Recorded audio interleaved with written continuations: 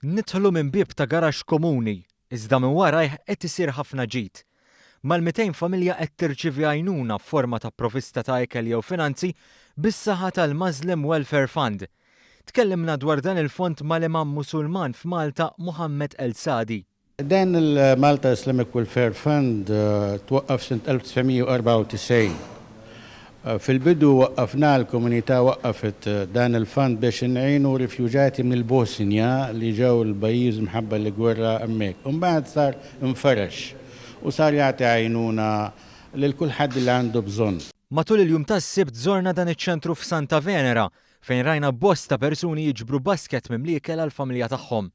Hemm 200 familja li benefikaw minn din il-karità. Imma minn lanqas kull ġimgħa jiġi 50 familja biex huma jaħdu l-baskets tal-ekel. Hemm nies jiġu kull ġimgħa, hemm nies jiġu kull ġimgħatejn, hemm nies li jiġu kull 3 ġimgħat. Kif wieħed jista' jifhem, din tista' tkun ta' spiża l-komunità Musulmana u hawnhekk El Sadi spjegalna li huma jirċievu bosta donazzjonijiet ta' ikel u finanzi sabiex ikunu jistgħu jkomplu b'din il-missjoni. Mill-lanqas 500 euro jiswa, mill-lanqas.